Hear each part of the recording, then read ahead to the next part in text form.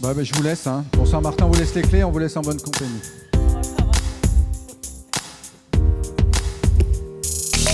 Qu'est-ce que je peux faire pour vous, Martin? Non, mais c'est parce que je voulais excusez-moi, Marie, mais ma grande passion dans la vie, c'est pas la liberté des femmes. Ma grande passion dans la vie, c'est la liberté. C'est-à-dire que, si vous voulez, en tant qu'individu, quand on me demande, par exemple, pourquoi je me suis mis à travailler sur la contraception, je peux expliquer ça avec des explications de formation, de comment je suis passé à la fac de médecine, etc. Mais fondamentalement, ce truc-là est en train de se barrer, je ne sais pas pourquoi. Vous voulez mon micro? Mais non, parce que je voudrais qu'il tienne sur mes oreilles, non d'une pipe. Voilà. La raison principale, c'est que quand j'ai commencé à faire mes études de médecine, comme tous les étudiants en médecine, ou presque tous, il y en a qui commencent plus tard, j'avais 19 ans. Et à 19 ans, tous les individus, hommes et femmes, ont quand même une chose en tête, extrêmement importante, c'est de faire des galipettes avec quelqu'un du même sexe ou avec quelqu'un de l'autre sexe. Et quand on fait une galipette avec quelqu'un du même sexe, c'est pas un gros problème, mais quand on fait des galipettes avec quelqu'un de l'autre sexe, il peut y avoir des pépins, et en particulier des gros pépins. Et moi, j'étais très embêté à l'idée que ma ou mes partenaires aient des problèmes, parce que je savais que ça serait un problème aussi pour moi. Et donc, fondamentalement, je voulais faire de l'information contraceptive parce que, excusez-moi de le dire comme ça, mais je voulais baiser tranquillement. Et je voulais que mes partenaires puissent baiser tranquillement. Parce que si elles ne baisaient pas tranquillement, je ne baisais pas tranquillement non plus. Bon. Donc, c'est pour vous dire que ce n'est pas la liberté des femmes. Je pense que j'ai, si vous voulez, une vieille conception libertaire qui est que la liberté, ça ne se partage pas. C'est-à-dire, ou bien tout le monde est libre, ou personne ne l'est. Donc, quand on s'oriente vers la liberté, on s'oriente vers la liberté de tout le monde. Pourquoi ? Parce que si tous les êtres humains ont les mêmes droits au départ, à ce moment-là, il faut qu'ils soient tous libres en même temps. Donc c'était juste ça, mais je voulais pouvoir vous le dire à vous, et pas vous le dire comme ça en me retournant vers la scène. Je vous laisse avec votre public. Merci. Avec à tout à l'heure. À tout à l'heure, Martin. Merci beaucoup, Marie. Bonsoir, merci d'être là. Je voudrais remercier encore Éric Varin et Marie Donzel de m'avoir invité. Je ne présuppose jamais que les gens qui sont dans une salle me connaissent tous. Je m'appelle Marc Zafran, c'est mon vrai nom. J'ai été médecin généraliste à la campagne, dans la Sarthe, et à l'hôpital du Mans pendant 25 ans. Je suis écrivain publié sous le pseudonyme de Martin Winkler depuis 1989. Et depuis une dizaine d'années, je vis à Montréal, où j'ai été chercheur invité à l'Université de Montréal pendant 3 ans. Et j'ai aussi fait une maîtrise de bioéthique. Donc, je suis une sorte de bioéthicien indépendant, parce que je suis rattaché à aucune université.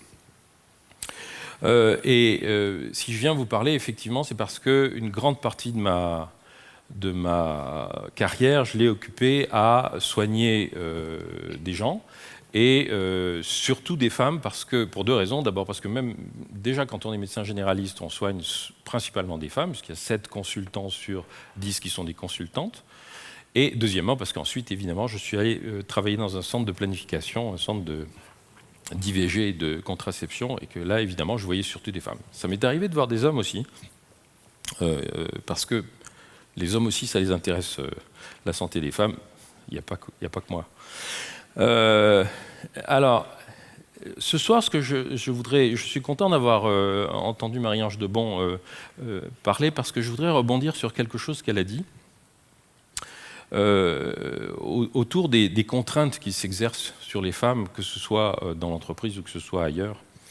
Et je voudrais vous exprimer une réflexion que j'ai faite très progressivement au fil des 25 ou 30 années écoulées, sur les difficultés particulières que rencontrent les femmes dans la vie en général, dans le travail d'entreprise bien entendu, mais dans la vie en général. Je vais commencer par un truisme qui est une femme, c'est pas comme un homme. Et vous allez me dire, ouais, d'accord, bon, on le sait tous. Oui, mais une femme, c'est pas comme un homme à plein de niveaux, et en particulier Évidemment, sur le plan social, sur le plan des attentes de la société vis-à-vis des femmes, on attend par exemple des femmes qu'elles s'habillent d'une certaine manière, et en fonction de la façon dont elles s'habillent, on va juger de façon péremptoire ou de façon, comment dirais-je, assez injuste, on va juger à quoi leur habillement ou leur comportement fait référence. Hein. C'est-à-dire qu'il y a une sorte de spectre entre lesquels les femmes sont des femmes bien, et puis de l'autre côté, des femmes qui sont pas bien. Et ça, ça repose beaucoup sur l'habillement, sur le comportement, sur la façon dont elles s'expriment, sur le fait qu'elles parlent ou qu'elles ne parlent pas. Il y a un vieux proverbe chinois qui dit l'épouse parfaite, c'est l'épouse qui ne dit rien. Bon. Donc, il y a des contraintes qui sont des contraintes sociales qui s'expriment et qui s'imposent à toutes les femmes, plus ou moins en fonction du milieu dans lequel elles vivent, en fonction du milieu dans lequel elles grandissent, en fonction de l'environnement qui les soutient en tant que personne, ou bien qui dit tu dois te cantonner et qui les assigne à un rôle particulier. Ça c'est une contrainte qui nous est à tous et à toutes évidente. Hein. C'est quelque chose qu'on peut constater dans la vie de tous les jours. Combien de fois ma compagne, qui est canadienne, me dit « Je suis très heureuse de ne pas me maquiller le matin, je n'ai pas besoin de me maquiller le matin, je n'éprouve pas le besoin de me maquiller le matin. » Et ça veut dire que le matin comme le soir, j'ai la même tête. Ce qui n'est pas le cas de toutes mes amies qui me disent c'est tout un bazar de se maquiller et qui ont l'impression que si elles ne se maquillent pas le matin, elles sortent toutes nues et elles ne se sentent pas bien. Donc rien que ce fait-là, de pouvoir s'affranchir ou non de quelque chose qui est quelque chose de conventionnel, qui n'est pas quelque chose qui est obligatoire, qui n'est pas quelque chose sans quoi vous ne pourrez pas vivre une vie normale. Rien que ça agit de façon importante sur la façon dont on se comporte. Et là, moi, je voudrais vous parler de quelque chose qui est beaucoup plus, comment dirais-je, souterrain, enfin, qui n'est en général pas discuté publiquement. Le maquillage, l'habillement, le fait de se coiffer, vous voyez ça dans les pubs.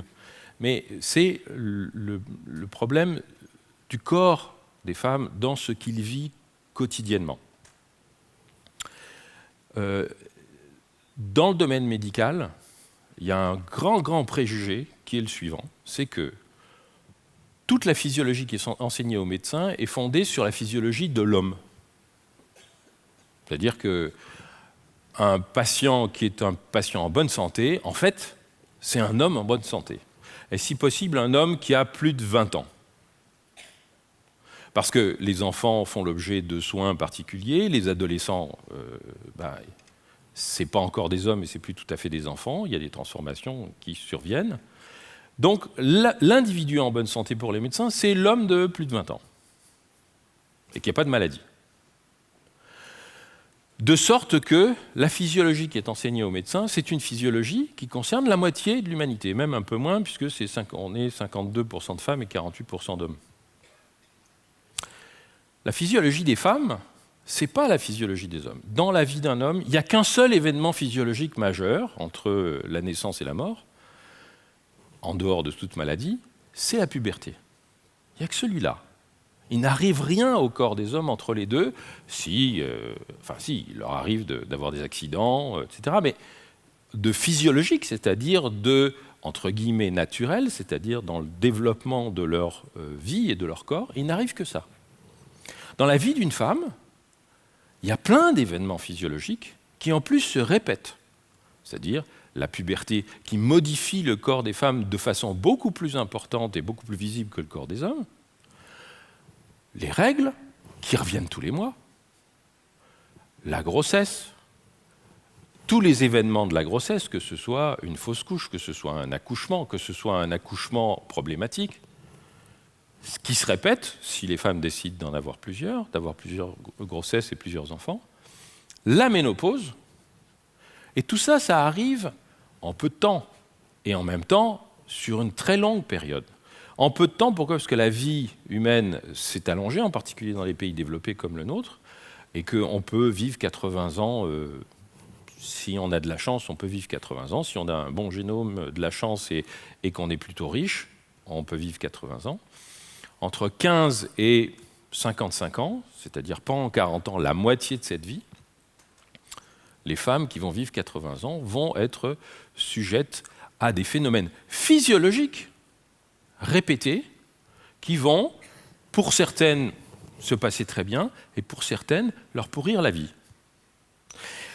Or, les médecins, et en particulier les médecins français, c'est en train de changer dans les pays anglo-saxons parce qu'on est en train de revenir à une vision plus physiologique de la vie des femmes. Les médecins français ont tendance, parce qu'ils apprennent la physiologie comme une physiologie normée sur le corps de l'homme, en sont venus à penser que les variations physiologiques du corps des femmes, c'était des maladies. Et c'est vrai que parfois, il y a des phénomènes physiologiques qui peuvent être pénibles et douloureux. Absolument. Une femme qui a mal tous les mois à cause de ses règles et qui a mal de façon importante, ça lui pourrit la vie. Ça interfère avec sa vie quotidienne. Ce n'est pas une maladie pour autant. Ça n'altère pas son jugement, ça n'altère pas ses prises de décision, ça n'altère pas non plus sa capacité à mener sa vie de chaque jour. On peut même dire que dans plein de domaines, il y a des arguments biologiques indiscutables pour dire que les femmes sont plus résistantes que les hommes. Par exemple, les nouveau-nés, il y a un peu plus de nouveau-nés masculins qui naissent, que c'est de l'ordre, c'est l'inverse, c'est 52% de garçons, 48% de filles, mais il y en a plus qui meurent dans les premiers mois de la vie. Et ça rééquilibre. Les garçons, les hommes se suicident plus que les femmes. Les adolescents entre 15 et 25 ans ont plus d'accidents que les femmes. Donc, fondamentalement, et puis, vous les hommes qui ne l'avez jamais vécu, une grossesse, c'est pas de la tarte. Aucun homme ne peut mourir d'une grossesse. Une femme pourrait mourir d'une grossesse. Elle peut mourir d'un accouchement qui ne se passe pas bien. Elle peut mourir d'une embolie pulmonaire parce qu'elle prend la pilule et qu'elle fait une phlébite dans le mollet. Ça n'arrive jamais aux hommes, ça.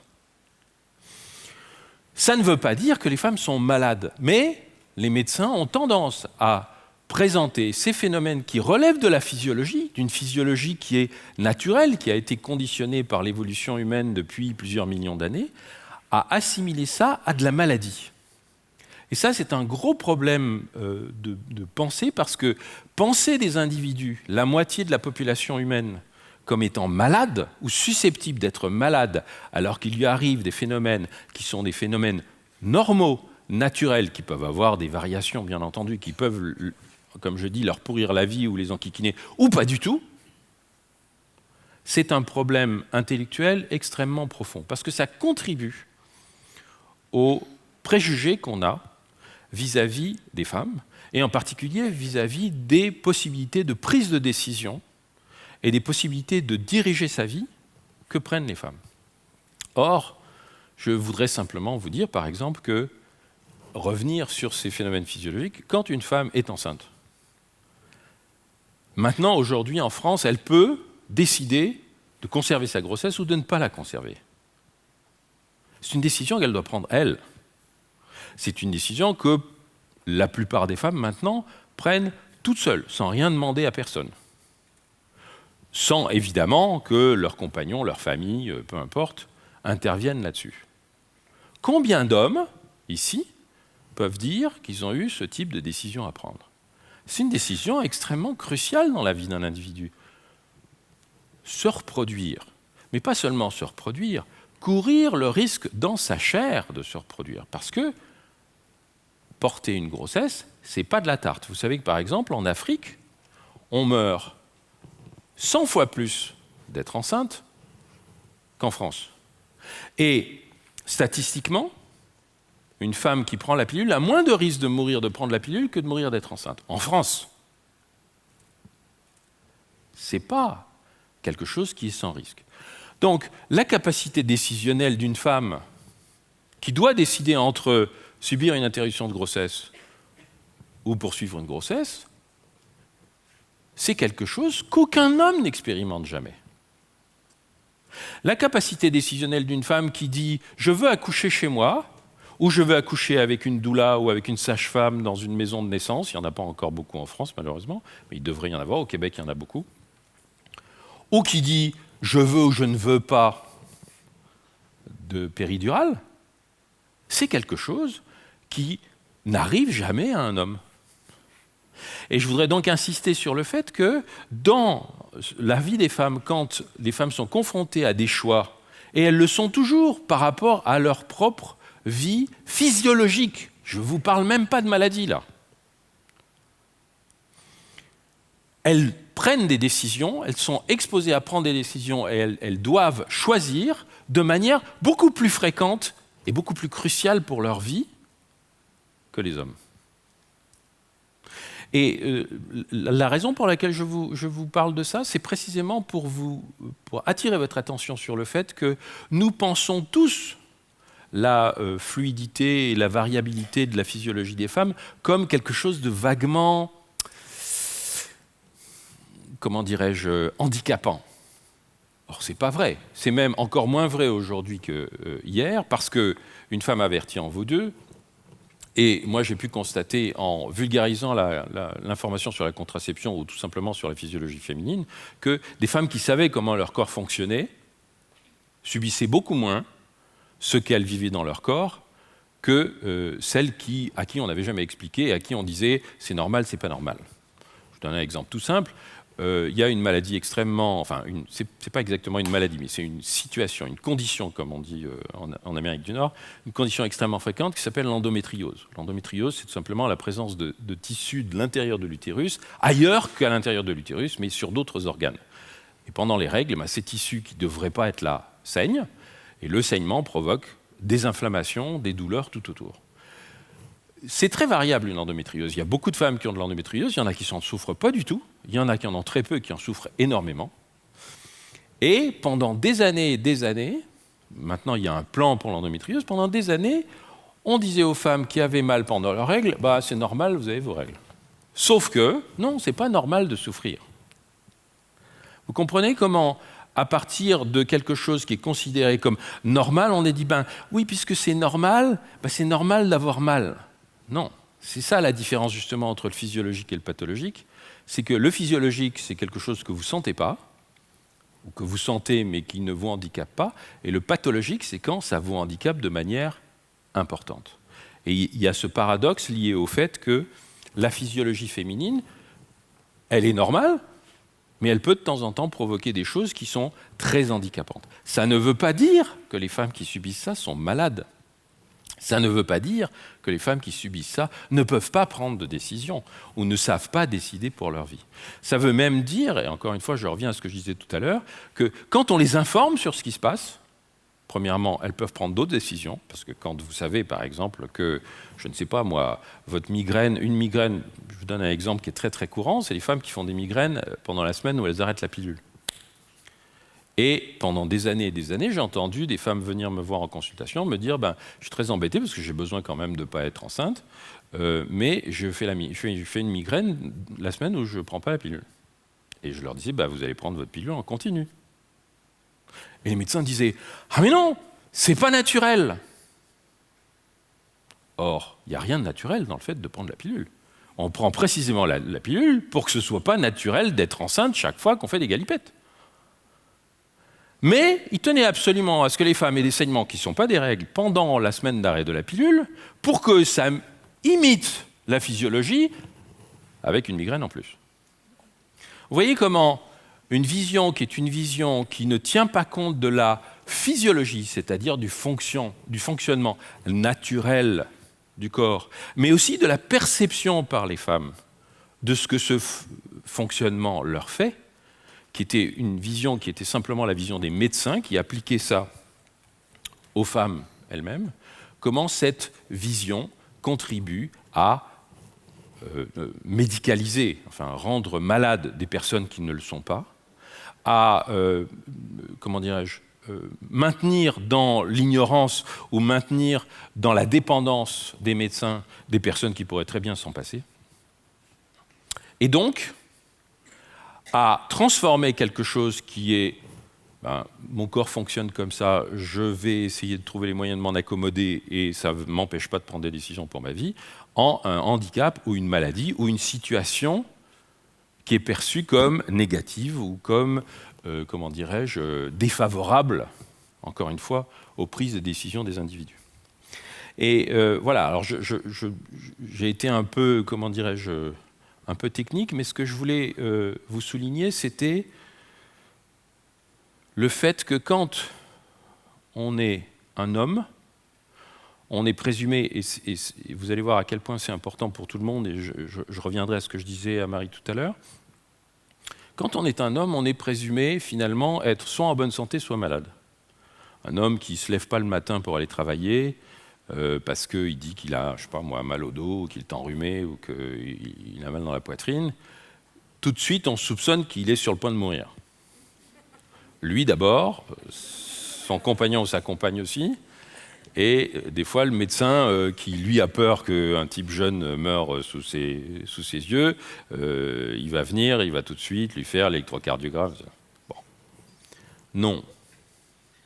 À l'inverse, une femme qui vient dire « j'en ai ras-le-bol parce que j'ai des migraines tout le temps et en plus j'ai un mal de chien quand j'ai mes règles et ça fait des années que ça dure », on va lui dire « oui mais madame, c'est normal ». Vous voyez ? La manière dont les médecins nous parlent, vous parlent, nous parlent, m'ont parlé, me parlent encore, est une manière qui est une manière binaire de voir les individus. Or, chaque individu a ses particularités. Il y a beaucoup de femmes qui ne souffrent pas de leur physiologie. Il y en a qui souffrent de certains éléments, il y en a d'autres qui souffrent d'autres éléments. Encore une fois, ça ne les empêche pas de vivre. Et comment dirais-je, la norme, ça devrait consister précisément à prendre chaque personne comme elle est, comme elle vient, et à lui donner la possibilité de vivre librement avec les contraintes incontournables que son corps lui impose. Et des contraintes, notre corps nous en impose à tous, hommes comme femmes. Chez les hommes, c'est moins visible, mais il y en a aussi. Et souvent, en plus, les hommes n'en parlent pas. Et ils n'en parlent même pas entre eux. Si nous prenions tous les individus comme des individus, qui ont chacun leurs propres caractéristiques, aussi bien physiques que physiologiques, et si nous les aidons chacun individuellement à définir leurs besoins, de quoi j'ai besoin pour fonctionner dans la vie sans être trop emmerdé par ceci ou par cela, que je sois un homme ou que je sois une femme, eh bien, ce serait bénéfique pour tout le monde. Ce serait évidemment bénéfique pour les femmes, parce qu'on arrêterait d'être paternaliste avec elles et de leur dire « oui, mais madame, enfin, bon, vous êtes une femme, vous savez ce que ça implique, et comment il faut l'accepter, quoi. » Bon.